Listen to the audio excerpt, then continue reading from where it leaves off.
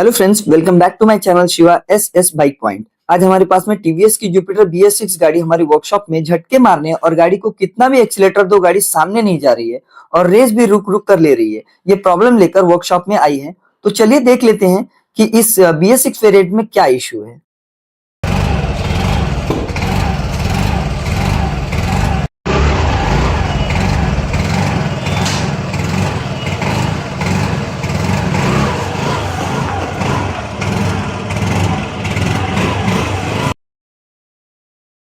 तो फ्रेंड्स, आपने देख ही लिया होगा कि ये गाड़ी ट्रायल के टाइम पे कितना मिसिंग कर रही थी और कितना भी रेस दो तो भी यह गाड़ी झटके मार मार कर ही आगे बढ़ रही थी।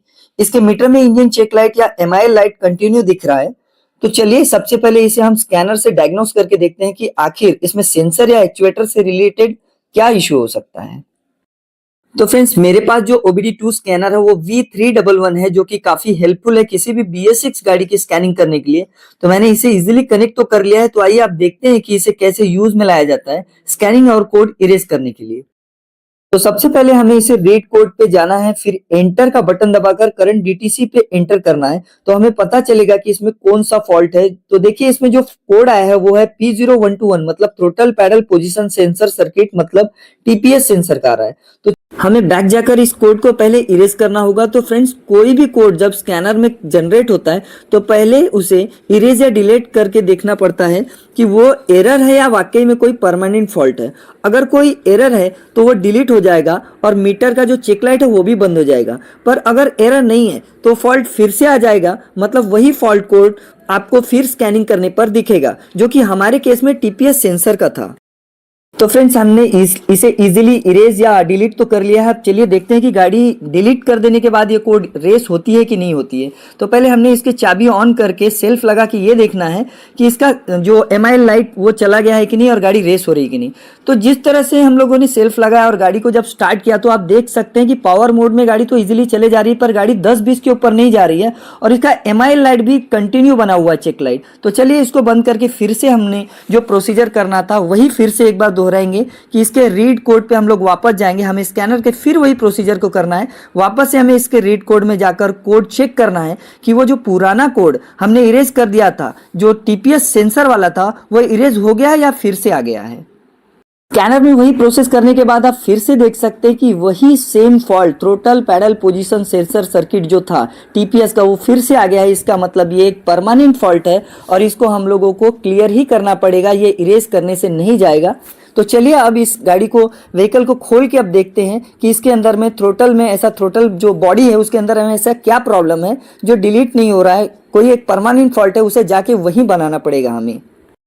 हमारे केस में friends throttle pedal position sensor या शॉर्ट फॉर्म में कहें तो TPS सेंसर का प्रॉब्लम है, जो कि बार बार आ जा रहा है। ये जो थ्रोटल बॉडी में यह सेंसर लगा होता है उसका काम है कि हम जितना एक्सीलेटर देते हैं वो इश्यू को बताता है कि हमने एक्सीलेटर हाफ दिया है, फुल दिया है या एक्सीलेटर दिया ही नहीं है। यह जो डेटा है वो इश्यू को देता है और इश्यू उस एक्सीलेटर की पोजीशन के हिसाब से पेट्रोल या करंट को कंट्रोल करता है। यह बिल्कुल ठीक थ्रोटल बॉडी के एक्सीलेटर वाले बटरफ्लाई से कनेक्ट होता है, जो एक्सीलेटर घुमाने पर एक्सीलेटर की पोजीशन इश्यू तक पहुंचाता है। अगर TPS में कोई खराबी आ जाए तो गाड़ी मिसिंग का प्रॉब्लम करेगी, रेस न होने का प्रॉब्लम करेगी और काला धुआं भी मार सकती है। तो चलिए मैं आपको थ्रोटल बॉडी कैसे खोलना है वो दिखाते हुए ये भी समझा देता हूं कि आपने बजाज KTM या पुराने रॉयल एनफील्ड की कुछ गाड़ियों में आपने देखा होगा कि आपके थ्रोटल बॉडी पर अलग अलग सेंसर लगे होते थे, जैसे कि TPS sensor, map sensor, ISCV valve. इसके अलग फिट रहने का फायदा ये होता था कि आपको अगर जिस सेंसर का फॉल्ट बता रहा है उसे आप अलग से आप निकाल कर साफ कर सकते हैं या खराब होने पर रिप्लेस भी कर सकते हैं। आपको कम पैसे में सेंसर बाहर रिप्लेस करने में पैसा भी कम लगेगा। पर अब जो गाड़ियां आ रही हैं उसमें थ्रोटल बॉडी में ही इश्यू फिट कर दिया गया है और उसके टोटल सेंसर्स को भी उसी इश्यू में डाल दिया गया है, एक यूनिट बनाकर। जैसा कि आप इस जुपिटर में देख पा रहे होंगे, थ्रोटल बॉडी के साथ ही जो काले कलर का यूनिट लगा हुआ है उसे ही इश्यू कहते हैं। अब जिस मॉडल में इश्यू थ्रोटल बॉडी में लगा होता है उसमें आपको पूरा थ्रोटल बॉडी ही साफ करना होता है। इनकेस अगर साफ करने से प्रॉब्लम सॉल्व हो जाए तो ठीक है, वरना आपको पूरा थ्रोटल बॉडी ही कुछ वायरिंग को चेक करने के बाद में रिप्लेस करना होगा। ज्यादातर केसेस में तो यह साफ करने से प्रॉब्लम चला जाता है, पर ना हो तो सेकंड स्टेप में आपको वायरिंग चेक करना होता है और लास्ट और थर्ड स्टेप में आपको फुल कंफर्म हो जाने के बाद थ्रोटल बॉडी ही रिप्लेस करना होगा। तो चलिए फ्रेंड्स, अब हम हमारे केस पे आ जाते हैं, जो कि हमारे पास अब जो जुपिटर है उसकी थ्रोटल बॉडी को हम लोग पूरा खोल रहे हैं और इसकी थ्रोटल बॉडी को पहले क्लीन करके देखेंगे। तो फ्रेंड्स, इसकी थ्रोटल बॉडी को खोलने के लिए मैंने दिखाई दिया है कि एक कपलर, पीछे के जो एयर फिल्टर का होज रबर और एक्सीलेटर को बस अलग करना है और थ्रोटल बॉडी आपके हाथ में आ जाएगा इजीली। अब देख ही रहे हैं कि थ्रोटल बॉडी की क्या कंडीशन हो रखी है, पूरा काला हो रखा है। इसको मुझे तो नहीं लग रहा है कि इसको पहले कभी साफ किया गया होगा, तो पहले हम इसको पूरी अच्छी तरह से क्लीन करेंगे, उसके बाद ही चेक करेंगे कि इस गाड़ी का रेस या मिसिंग का प्रॉब्लम सॉल्व हो रहा है कि नहीं हो रहा। तो इसको टोटली हम लोग थ्रोटल बॉडी क्लीनर की हेल्प से इसको अच्छी तरह से क्लीन करेंगे। तो चलिए इस प्रोसेस को कैसे किया जाता है मैं शॉर्ट वे में आपको ये भी समझाने की कोशिश करूंगा। थ्रोटल बॉडी को निकाल लेने के बाद में सबसे पहला यही काम करना है कि आपको एक ब्रश लेना है। ब्रश की हेल्प से आपको जो थ्रोटल बॉडी के ऊपर लगा हुआ जितना भी डस्ट है उसको अच्छी तरह से झाड़ लेना है और एयर की मदद से उसको उड़ा देना है।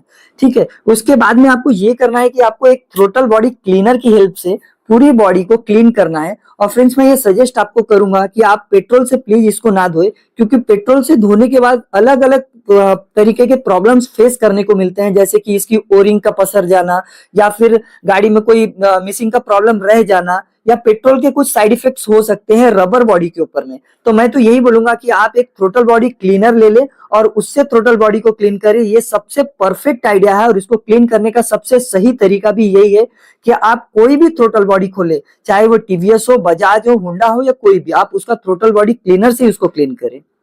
फ्रेंड्स, आप देख रहे हैं मैं जिस होल में इसको ये थ्रोटल बॉडी क्लीनर को इंजेक्ट कर रहा हूँ, एक स्प्रे कर रहा हूँ, वो होल बहुत मेन है। उस होल में ही आपको पूरी तरह से चेक करना है कि कचरा बहुत ज्यादा जमा हो जाता है। ये जो छोटे छोटे होल होते हैं ये अलग अलग सेंसर्स के पास में जाते हैं, जैसे मैप सेंसर्स वगैरह हो गया। उसके बाद में दिए हुए जो अलग गाड़ियों में दिए हुए जो इसका आईएससीवी वॉल हो गया है, हर गाड़ियों में इसके छोटे छोटे होल जो है उसको क्लीन करना है। ये होल्स में अंदर अच्छी तरह से आपको थ्रोटल बॉडी का क्लीनर जो है स्प्रे करना है और पूरी क्लीनिंग की प्रोसेस को अच्छी तरह से करने के बाद में आप उसको अच्छी तरह से क्लीन क्लोथ से पोंछ ले, जो कि एक माइक्रोफाइबर रहा तो ठीक है, नहीं तो आप सादे कपड़े से भी आप इसको पोंछ सकते हैं। पूरी प्रोसेस हो जाने के बाद में टोटल बॉडी को वापस अपनी जगह पे लगा दे। पहले आपको याद ही होगा कि जब ये गाड़ी को हम रेस करते थे तो 10-20 के ऊपर नहीं जाती है। तो चलिए देखते हैं कि ये प्रॉब्लम सॉल्व हुआ है कि नहीं। फ्रेंड्स, मैं ऐसे ही टेक्निकल और BS6 रिलेटेड वीडियो लाता रहूंगा। प्लीज मेरी मेहनत को वेस्ट ना जाने दे और मेरी वीडियो को लाइक, शेयर एंड सब्सक्राइब करना ना भूले और कमेंट करके जरूर बताएं कि आपको वीडियो कैसी लगी। Thank you for watching my channel. जय हिंद।